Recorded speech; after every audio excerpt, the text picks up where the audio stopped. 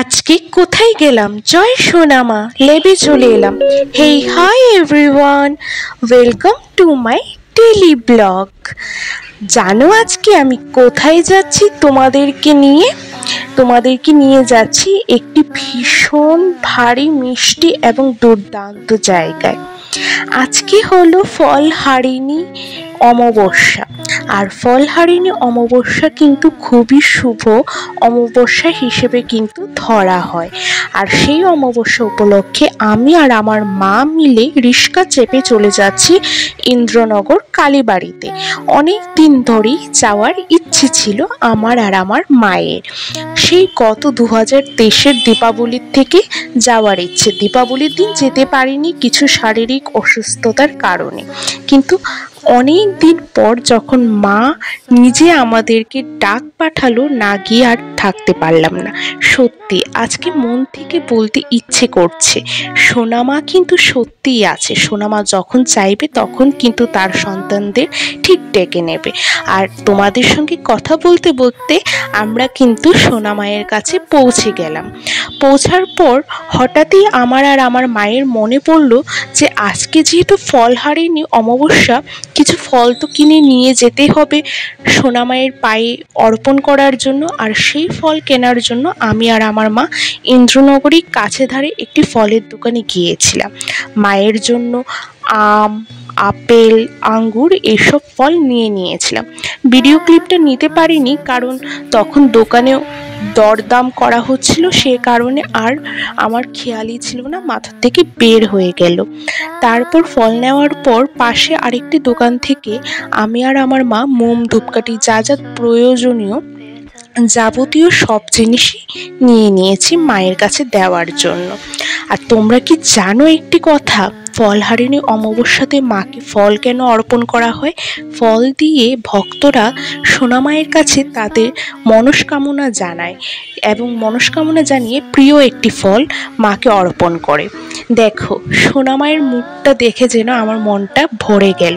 সোনামাকে কতদিন পর দেখতে পাচ্ছি তার কোনো ঠিক নেই। সত্যি সোনামায়ের কিন্তু কোনো জবাব নেই। সোনামা যে এক অপরূপ সাজে সজ্জিত হয়েছিল ওই দিন, আমার তো দেখে বেশ ভালো লাগছিল।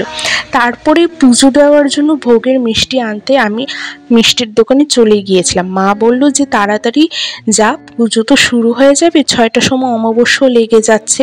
তো আমি দৌড়ে যাচ্ছিলাম মিষ্টি কেনার জন্য। লালমোহন আর সন্দেশ মিষ্টি নিয়ে এসেছিলাম সোনামাকে দিতে। তো মিষ্টির দোকানে পৌঁছে যাওয়ার পর দাদুকে বলছিলাম যে আমাকে মিষ্টি প্যাক করে দাও। তো দাদু বলছে যাও দেখো সামনে গিয়ে তোমার কোন মিষ্টি পছন্দ। তো মিষ্টি নিয়ে তো আমি চলে এসেছি। এখন ভোগের প্রসাদের মধ্যে মিষ্টি দিয়ে দেব পুরোহিত মশাইকে, এবং আমার মা বাবার 3জনেরই নাম লিখে, গোত্র লিখে দিয়ে দেব। মায়ের পুজো আস্তে আস্তে শুরু হয়ে যাবে, তো সেই জন্য প্রস্তুতি নিচ্ছে। মন্দিরে মালা টালা গাঁথা হচ্ছিল। অনেকেই বলছিল যে মালার ফুলগুলি নাকি গরমের কারণে মজে গিয়েছে, আর ওইখানে ভক্তরা যে পুজো দেবে সেই কারণে ফল, মিষ্টি এই সব কিছু সাজিয়ে রেখেছিল।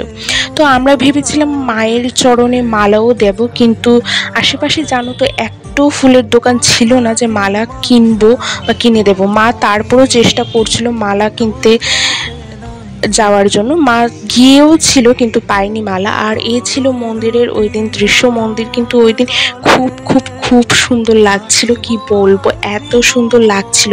আর এতদিন ধরে যে এত গরম পড়ছিল, যাই হোক না কেন সোনামায়ের মন্দিরে যাওয়ার পর না সেসব গরমের কষ্ট জানো তো কিছুই অনুভব হচ্ছিল না। সত্যি মায়ের কি অপরূপ লীলা। আর মাকে এত সুন্দর সাজে সজ্জিত অবস্থায় দেখে কার না ভালো লাগবে? মানুষের মনে যতই কষ্ট থাকুক না কেন, মায়ের মুখ দেখে কিন্তু সেই সব কষ্ট কিন্তু দূর হয়ে যায়। সত্যি সোনামা ছাড়া এই জগৎ সংসার কিন্তু অন্ধকার। মায়ের চমৎকারের কিন্তু কোনো তুলনা হয় না, মায়ের কোনো উদাহরণ হয় না। তারপর আমি ভৈরবনাথের মন্দিরে চলে গিয়েছিলাম বাবাকে দর্শন করার জন্য। বাবার সামনে এসেছে আর বাবাকে দর্শন না করে যাব, সেটা তো হতেই পারে না। আমি শুনেছি নাকি ইন্দ্রনগর কালীবাড়িতে যে ভৈরবনাথের মন্দিরটি আছে সেটি নাকি ভীষণ বিখ্যাত এবং জাগ্রত। নন্দীর কানে কানে যদি তোমরা মনস্কামনা জানাও, সেই মনস্কামনা বাবা পর্যন্ত পৌঁছে যায় এবং নিশ্চিত সেটা পূরণ হয়। তো বাবাকে দর্শন করে তো আমার যে কি শান্তি লাগছে কি আর বলবো। তো যাই হোক, তারপরে মাও চলে এসেছিল ভৈরবনাথের মন্দিরে। মা বলছিল মন্দিরের চারপাশে 3 পাক ঘোরা উচিত, 3 পাক ঘুরলে নাকি খুবই ভালো বলে ধরা হয়। আর যেটা বলছিলাম, ফলহারিণী অমাবস্যাতে মাকে তোমরা তোমাদের প্রিয় একটি ফল অর্পণ করবে। সেই প্রিয় ফলটি অর্পণ করে মায়ের কাছে তোমাদের যে মনস্কামনা আছে সেটা জানাবে, এবং সেই মনস্কামনা যতদিন না পর্যন্ত পূরণ হচ্ছে ততদিন পর্যন্ত কিন্তু তোমরা সেই ফলটি খেতে পারবে না।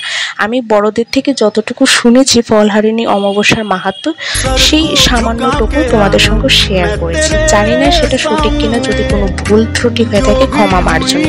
আর তোমরা কিন্তু আমাকে পাগল বলে ভাববে না যে মেয়েটি কি পাগল হয়ে গেছে, একা একা বিড়বিড় করছে। না, আমি মন্দিরের চারপাশে 3 পাক ঘুরছিলাম বলে বাবার নামে জপ করছিলাম, জপ করে বাবা ভৈরবনাথকে প্রণাম করছিলাম, তাই আমি বিড়বিড় করছিলাম।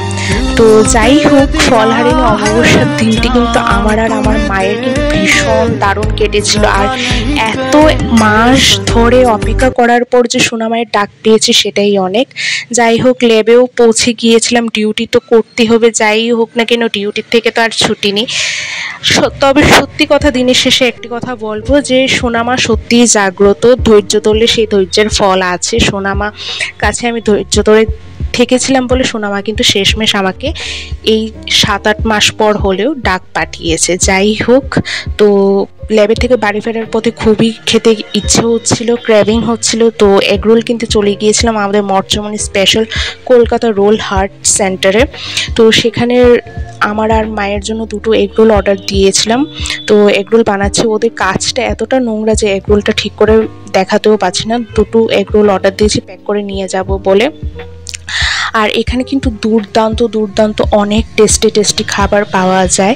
যাই হোক, তোমাদের যদি আমার আজকের এই মিনি ব্লগটা ভালো লেগে থাকে অবশ্যই কিন্তু লাইক করবে, কমেন্ট করে জানাবে কীরকম লেগেছে। আর এই দেখো ওদের এই মেনু চার্টটা, কত কিছু পাওয়া যায়, তোমরাও এসে খেও। প্লিজ আমাকে ফলো করে দিও, ফলো করতে ভুলো না। ফলো মি, এগরোল প্যাকও হয়ে গেছে। বাই, আবার আসবো নতুন আরেকটি ব্লগ নিয়ে।